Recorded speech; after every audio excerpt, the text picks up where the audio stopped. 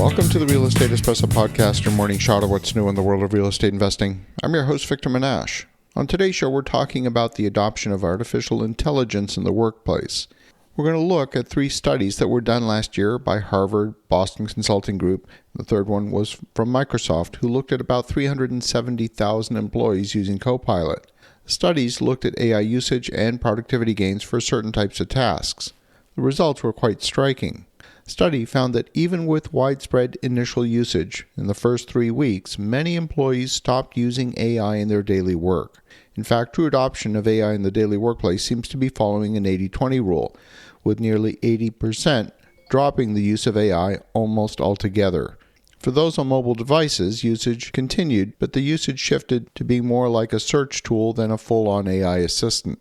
The issue doesn't appear to be related to basic training. People are averaging 6 hours of training, and they learn how to generate prompts. The issue is that they hit a wall.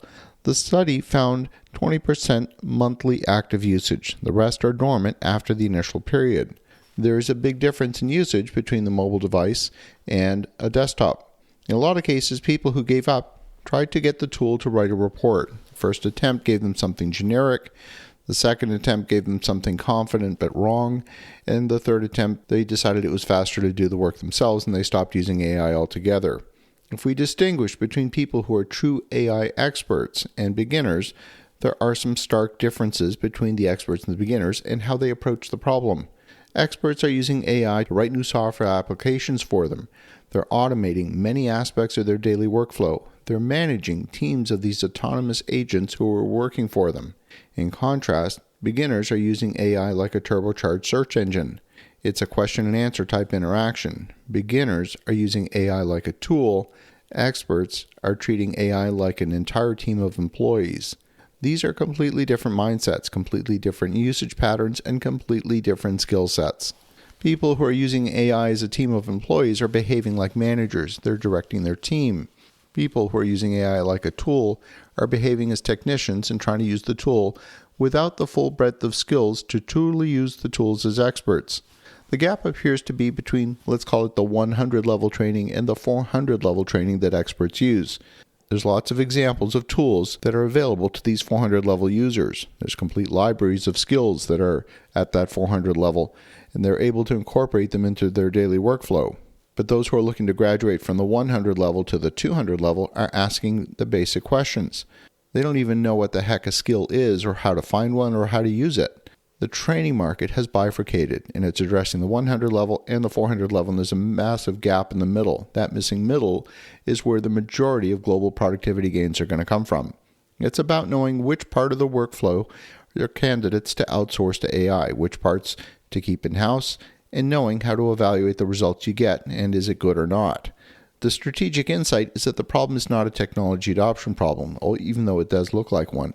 It's an organizational capability problem. We've been categorizing AI tools, I think incorrectly from the start.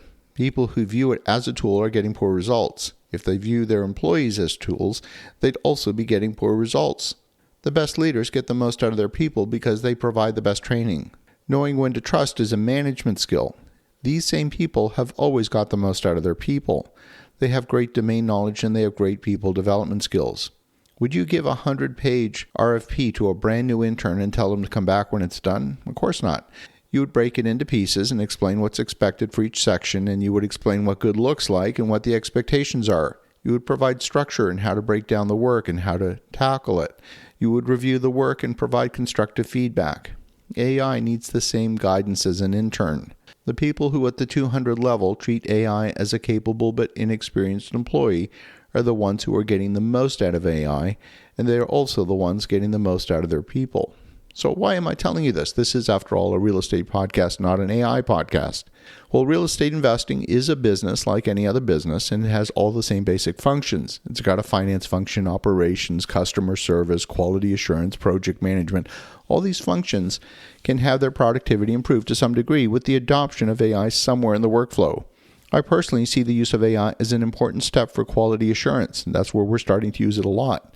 It is possible to increase the quality of any document that's produced by asking an AI tool to perform specific checks on a document. we're also using it to automate certain portions of our workflow that would have otherwise just taken a lot of manual steps. And of course, the capability is not uniform and it's changing rapidly. And you might be thinking, I don't have the time to keep investing in maintaining current on what's the latest in AI. And I understand and respect that. I can also tell you if you're not doing it, your competition is. As you think about that, have an awesome rest of your day. Go make some great things happen. And we'll talk to you again tomorrow.